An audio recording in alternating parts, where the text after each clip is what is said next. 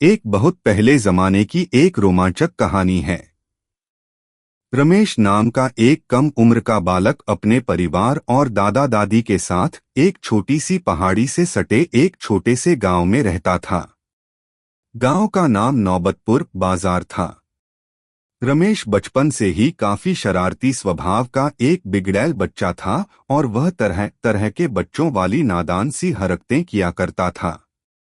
उसके हरकतों से हमेशा कोई न कोई छोटी बड़ी आफत आ जाया करती थी। नौबतपुर बाजार से कुछ ही दूरी पर अवस्थित एक छोटा सा जंगल था। एक दिन की बात है, रमेश उस जंगल में घूमने के लिए गया हुआ था। वह उस जंगल में इधर उधर बस यूं ही घूम रहा था। तभी एक जगह जंगल के रास्ते में जमीन पर गिरा हुआ बांस की बनी हुई एक साधारण सी टोकरी को उसने देखा। वास्तव में बांस की वह टोकरी एक साधारण टोकरी न होकर एक जादुई किस्म की टोकरी थी। उस टोकरी को वह अब अपने दोनों पांव से ठोकर मार मार कर गेंद की तरह खेलने लग गया था। वह टोकरी काफी अलग तरह की भी लग रही थी। रमेश को भी वह टोकरी कुछ अजीब तरह की ही लगी थी।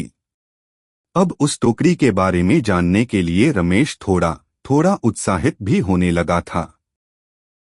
अब उसने उस टोकरी पर अपना पैर रखकर उस टोकरी पर चढ़ने का सोचा, परंतु जैसे ही वह उस टोकरी पर अपना पैर रखकर चढ़ा तो वह टोकरी रमेश को लेकर काफी ऊपर ऊंचे आसमान में उड़ गई और उड़ते उड़ते बहुत दूर बादलों के एकदम पार लेकर चली गई। फिर घंटे भर बाद एक विशाल महल के अंदर ले जाकर रमेश को उस टोकरी से नीचे उतार दिया।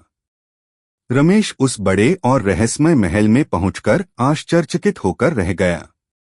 अब वह महल में इधर उधर घूमकर जायजा लेने लग गया था। घूमते घूमते रमेश का सामना एक काफी लंबे चौड़े व्यक्ति से हुआ जो उस समय महल में पड़े हुए बेशकीमती सामान जैसे सोना, चांदी, सिक्का, हीरा, जवाहरात के खजाने के पास खड़ा होकर उस खजाने की रक्षा कर रहा था। उस विशाल व्यक्ति भी अचानक रमेश को देखकर चौंक गया। उसने रमेश से पूछा कि तुम यहाँ तक कैसे पहुँचे हो? रमेश ने उस व्यक्ति को अपनी सारी बीती बातें सही सही बता दी।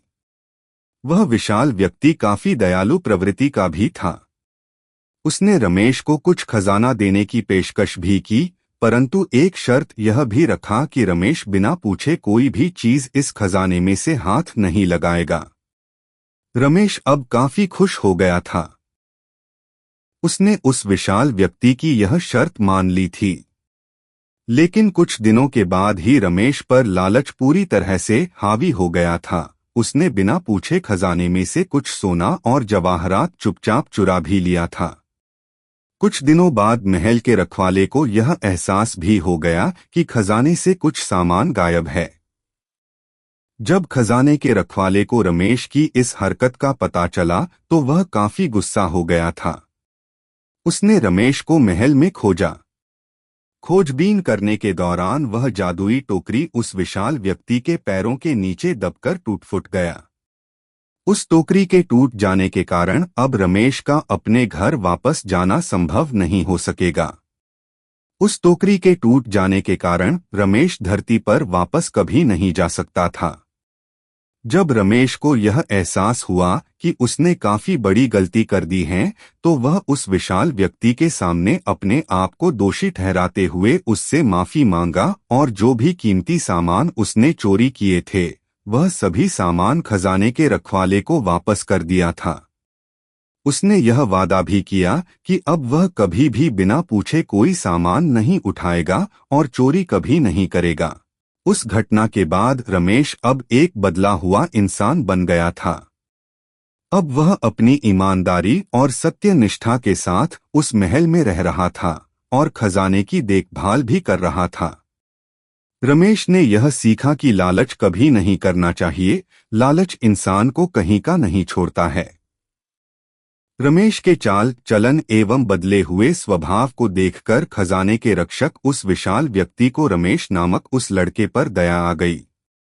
उसने फिर से उसी तरह की एक जादुई टोकरी बनाई जिस पर सवार होकर रमेश अब अपने गांव जा सकता था। एक दिन रमेश उस टोकरी पर सवार होकर फिर से अपने गांव की ओर उड़ गया। खजाने के रक्षक ने रमेश को कुछ खजाना भी दिया था। रमेश अपने गांव आकर उस खजाने में से कुछ हीरे जवाहरात अपने गांव वालों के बीच भी बांट दिए थे। इस कहानी से हमें यह सीखने को मिलता है कि ईमानदारी और सत्यनिष्ठा का साथ कभी नहीं छोड़ना चाहिए। लालच हमें क्षणिक रूप से सुख दे सकता है, परंतु अंततः यह हमें विनाश की ओर ही ले जाता है।